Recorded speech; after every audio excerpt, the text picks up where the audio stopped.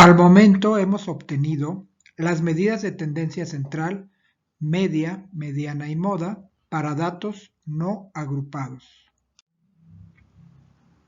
Se ha mencionado que en el caso de la media o promedio se pueden utilizar dos símbolos dependiendo si se refiere a la media de una población o de una muestra. En el caso de que se trate de una muestra se utiliza X barra. Respecto a la mediana hay que considerar si se tiene un número de datos par o impar. En el caso de que sea par, se deben obtener el promedio de los dos datos centrales. Ya se mencionó que en general las medidas de tendencia central son parámetros que nos dan idea sobre el valor hacia donde se concentra el mayor número de datos de una muestra o de una población.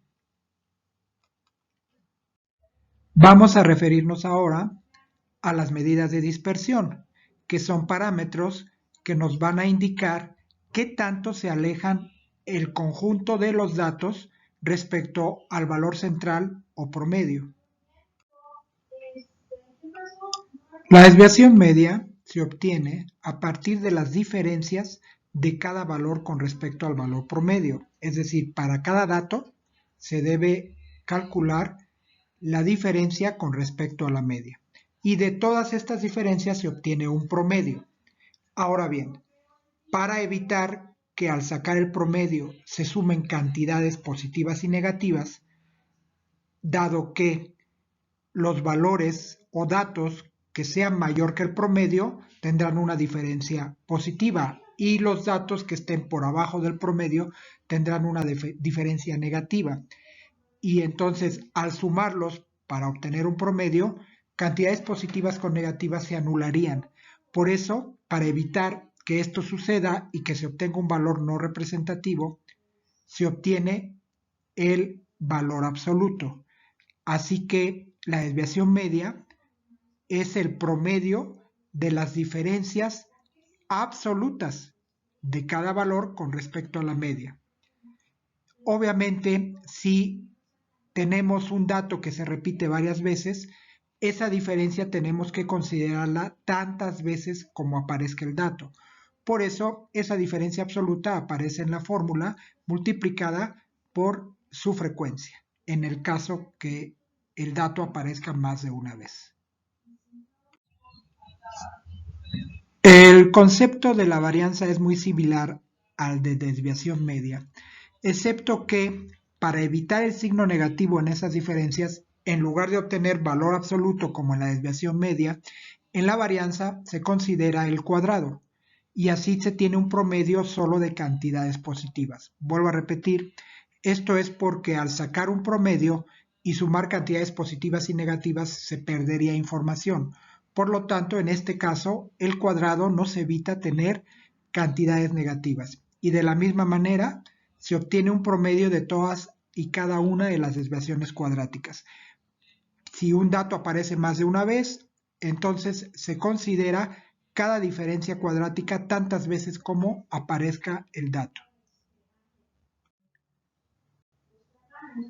Finalmente, la desviación estándar es similar también a la desviación media, solo que en este caso, para evitar el signo negativo en algunas de las diferencias, lo que se hace es obtener las diferencias cuadráticas y después regresar a un valor lineal de manera indirecta a través del cálculo de la raíz cuadrada. Es decir, primero se hacen desviaciones cuadráticas de dato por dato, se promedia, lo cual constituye la varianza, y al obtener la raíz cuadrada de la varianza, es como si regresáramos a una dimensión lineal, pero ya no lo hicimos dato por dato, como en el caso de la desviación media, sino lo hacemos para el promedio en general.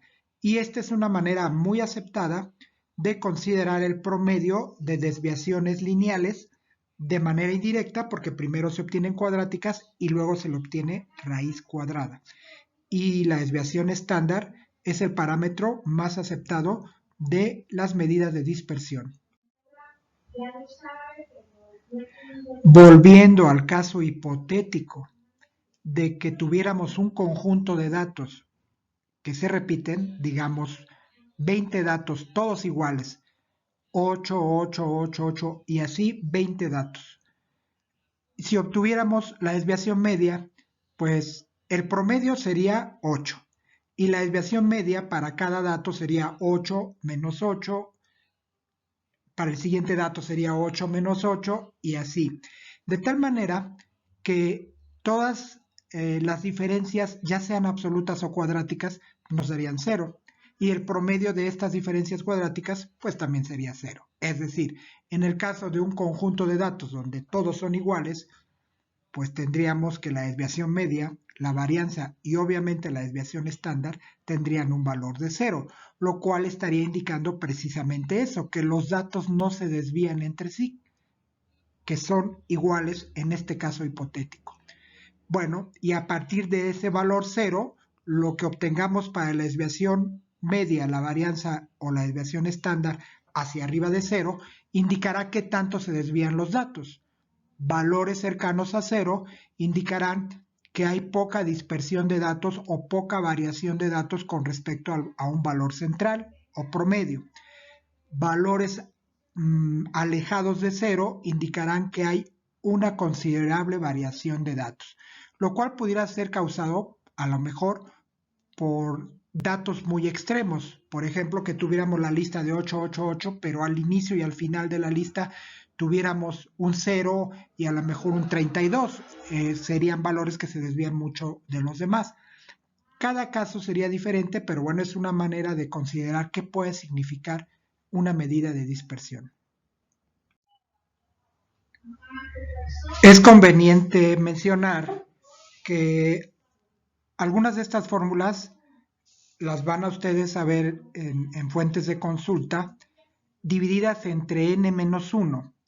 Esto es porque cuando se trata de una muestra, se hace ese ajuste en el divisor y en lugar de considerar entre n, se considera entre n-1. Para el caso de los problemas que podamos llegar a resolver, les voy a pedir que consideren poblaciones, a menos de que se indique lo contrario. Pero si no se indica si es población o muestra, siempre consideren poblaciones, de tal manera que utilicemos estas fórmulas.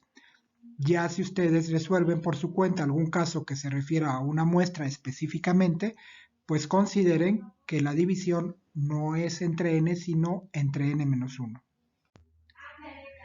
Las medidas de posición, como su nombre lo indica, ubican a un dato en una posición determinada de la lista ordenada de datos. Y esta posición se refiere a través de un porcentaje.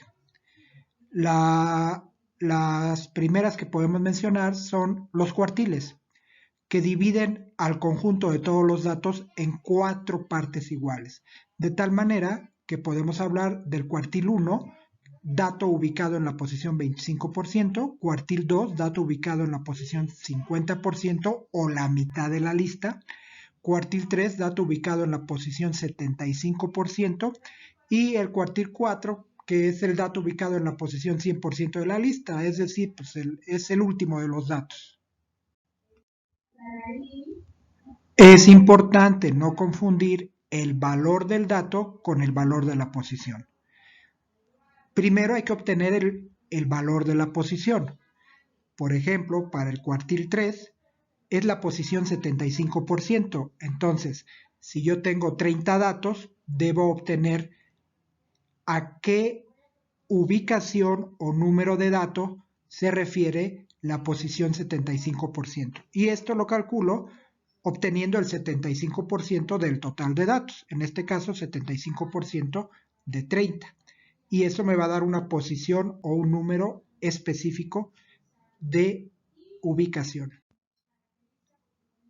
En el caso del ejemplo que estamos considerando, del cual obtuvieron las medidas de tendencia central en la actividad 1, sabemos que son 30 datos. Entonces, para el cuartil 1, que es la posición 25%, obtendríamos 0.25 o 25% de 30 datos. Eso nos lleva a la ubicación 7.5.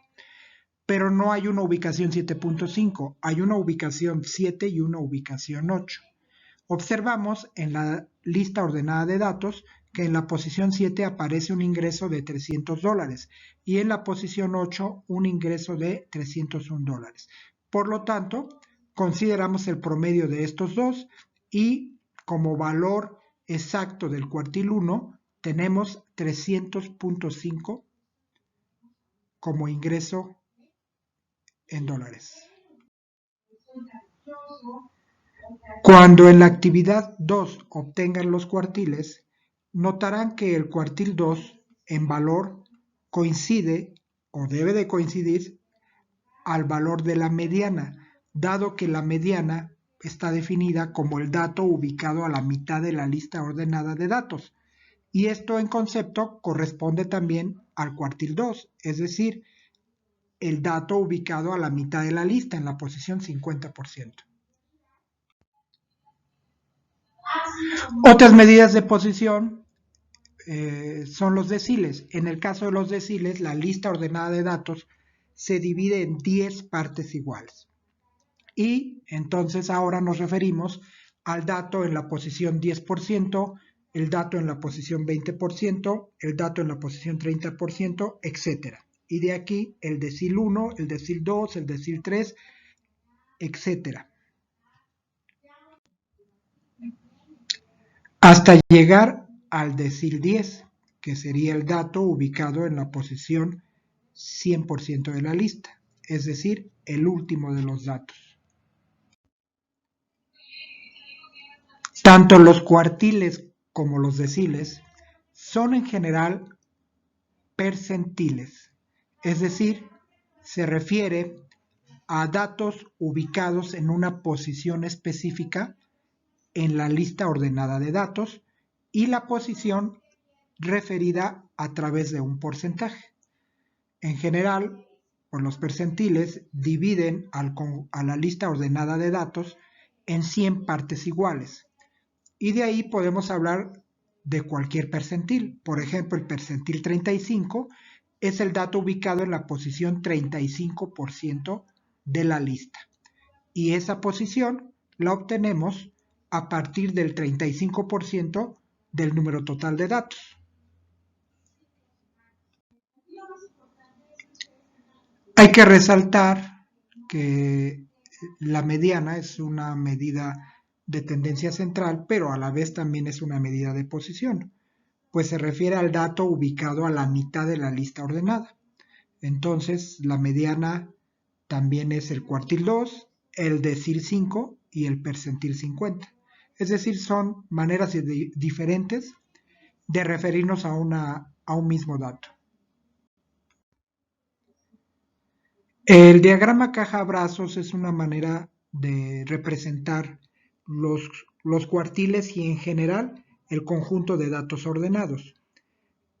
Consta pues de un rectángulo que llamamos caja, donde consideramos al mayor número de datos, por eso tiene, digamos, área, y dos líneas en sus extremos, que denominamos brazos, los cuales constituyen o tratan de representar que ahí hay menos datos, por eso no tienen área, son simplemente líneas.